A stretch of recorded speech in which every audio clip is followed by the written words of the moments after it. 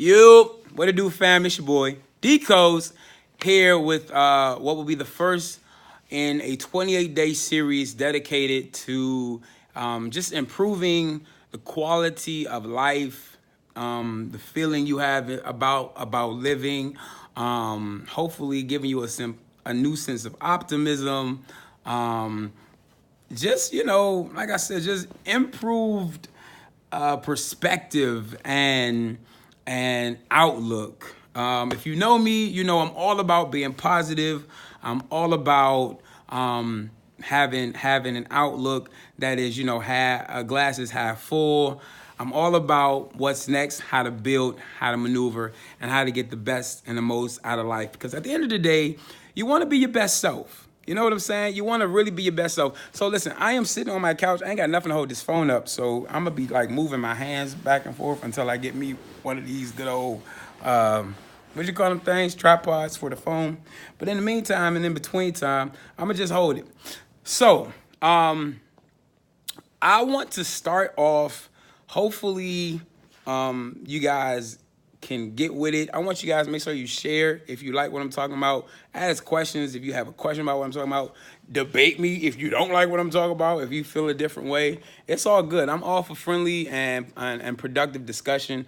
My line of thinking isn't anybody's end all be all, but it is the way I think. To give you some context, I was depressed for about 5 years, undiagnosed. I think what diagnosed it, I was self-diagnosed, and that probably happened. I realized I was depressed. I said 5, I meant 7. I realized I was depressed right about the time I tried to kill myself. I woke up one day, it was July 10th, 2012, and I had this crazy idea while I was getting dressed in the mirror, minding my business, brushing my teeth, putting stuff on, getting dressed, that I would kill myself that night. So I was like, I don't think that's healthy. And so since then, I've been trying to be intentional about my mental health, my spiritual health, and my health overall, right? Just the condition in which I exist in the world. So one of the things that's interesting, I feel like, y'all see my Black Lives Matter poster? I'm on my good couch in my room, in my office at work. So one of the things that I think about, y'all, is we always talk about like what's more important, right? Like is journey or is destination more important? And this is really what helped give you like some context and some clues about like why I do what I do, why I'm doing this, and why I hope to like do this on with anyone I meet. So I think we argue, like I said, we argue a lot about like what's more important. Is the journey more important? Is the destination more important? And you may have subscribed to one of these schools of thought, right?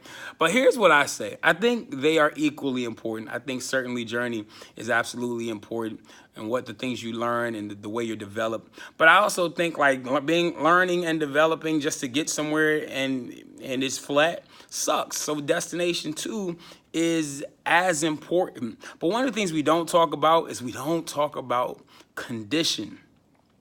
Journey is important, destination is important. But if the journey has taken so much out of me that when I reach that purposed place, I am in no condition to perform in purpose, then that sucks, man. That's the best I had. That's the best I had to display my feeling, to express my feeling. Yo, it sucks. And so I think we need to like consider our condition. And that is my whole goal. My whole goal is really to help people consider their condition. Like how you think, how you feel about life, how you feel about the obstacles you'll face in life, how you consider day to day what you go through, your perspective about it. It really helps in the way of condition, because you can get to a destination, like I said, and be out of it, be in a horrible condition and in no proper mindset to perform that which you have been purposed to perform. And in that case, what's the point of arriving somewhere just to have to sit there and not participate? You know what I'm saying? All that to say, I want to start this series off talking about relationships. And we all exist in relationships, right? We all have them from birth to death. We are in relationship at the very least with ourselves. We are in relationship with other people, and there, of course, are different types of relationships. But I think it's important that we talk about how we focus and how we operate in relationships, because, to be clear, we are relationally created. We are created to exist in relationship with other people and other things. And because people and things have such an investment and such an impact on our lives, if we are to talk about how I get through life positively with outlook that is healthy, if we're to talk about our estate in life and our place and esteem about it, we can't ignore that some of those feelings certainly are under the or affected by the people and the things we're connected to. All right, so here's what I want to get at. I'm at 6 minutes. I promise you I won't be long. So there has to be certain things that show up in every relationship in order for that relationship to exist in a healthy and functional state. One of the things that must exist in a relationship in order for it to operate healthily and with a sense of functionality that leads somewhere, right, that's productive, is respect. RESPECT. Man, I wish I had the good software where I could cut. Yeah, I know that clip of the woman on the street who was singing it.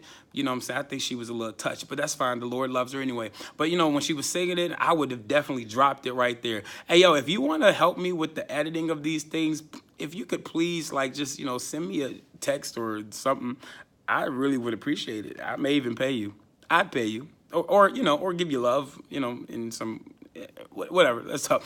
Anywho, respect has to exist in our relationships, right? It's important to, and we all preach it. We all want to be respected in some way, regarded in some way. But think about it.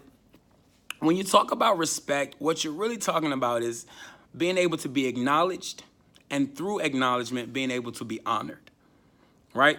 Being able to be acknowledged, and through acknowledgement, being able to be honored. If you exist in a place of connection with someone or something that does not acknowledge you, I'm not certain how you exist there. Or actually, I'm most certain that you only exist there, right? You are not in relationship with anything that does not respect you. Let me be very clear. Relationships require respect, because if I don't acknowledge you are here, if I don't acknowledge who you are, if I don't acknowledge what you need, then I will fail in my requirement, in my responsibility to you through relationships, right? And we're going to talk about responsibility and all that stuff later. But we got to hit respect. If I have no regard for who you are, for what you need, for your voice, for your presence, then why are you here, right? Then I don't look at you as essential to me. So then I don't show up for you in a way that is productive or that is healthy, which means I will very easily abuse, very easily neglect, very easily forget you, because I don't acknowledge you. And he who is not acknowledged can never be honored, can never be honored, can never be honored. Right? So with acknowledgement, first, there must be an awareness, right? There has to be some level. Think about what the word acknowledgement means, right? There's some level of knowledge about you. Listen, if you are in places with people who refuse to know you, right? They always push your buttons because that's what they want to do. They know where they're leading you. They know where, but they don't care about that. That is a lack of respect, a lack of regard. They're abusing their knowledge of you. Or there are people who just don't know you, right? They're going to do as they want, move as they please, and saying they're in relationship with you, but have no extent of knowledge about you. If I'm unaware, I can't acknowledge. If I can't acknowledge, I can't appreciate. If I can't appreciate, I cannot honor. Y'all, I'm not really a huge basketball fan, right? I watch it in June because I feel like everybody's talking about it at work and other places, and I just want to kind of seem like I'm, oh yeah. Luckily for me, it's only been LeBron and Golden State, so I know them. But like what I'm saying is, if somebody who plays basketball, Bradley Beal was here the other day, right? He was at work the other day. I don't know Bradley Beal by face. I don't watch it. I don't know him by face. I'm not aware of who he was. If they didn't tell me who he was, I would not have known, right? So Bradley Beal could walk right by me, and I don't acknowledge, I don't appreciate, and I don't honor him for whatever he's done, right? And maybe he does great things, right? If I don't know about you, if I'm not aware, if I don't, I can't respect what I'm not aware of, what I don't acknowledge, what I don't appreciate, I can't do it. Some of you are miserable or feeling undervalued or underappreciated, or feel a lack of respect from people who you're in relationship with, because they are unaware of you. They refuse to be aware of you. They refuse to give consideration to you. And it all goes back to this idea of respect. But respect starts somewhere. You can't respect what you don't know. Maybe you can, but like I don't think you can. Right? But it takes you can't appreciate what you don't know. You can't. So I say all this to say, in these 28 days, like, you got to really start to examine the relationships you're in and figure out who really is aware of me, who sees me, who checks on me, who sees me, right? Who knows me, who knows my dreams, who knows the things that tick me off and appreciates about me, like my boundaries, and appreciates about me my buttons, and don't go to pressing them just because they know them, right? Because you can know and do stuff on purpose with intention. Why? Some of you all are miserable because of the connections in your life, and you allow them to be because you don't know how to measure it. I'm trying to help you measure it right now. You got to start respecting yourself. You got to respect yourself first. And if you are aware of your feelings, and if you acknowledge your feelings, and if you acknowledge your voice, it's not okay. And you got to be okay with telling yourself, this ain't okay. I learned a long time ago that I have to vocalize or I'll internalize. And I'm telling you, start vocalizing. When things don't feel good, you need to say, this doesn't feel good.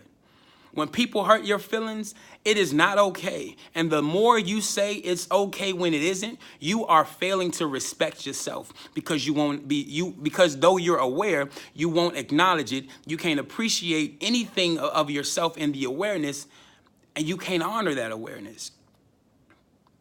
So you allow people to continue to hurt you and say it's okay. Nah, You are first and foremost in relationship with yourself. Honor yourself. Be aware. Acknowledge it. Appreciate your voice. Appreciate your presence. And then honor yourself. And he who honors himself will demand honor of others.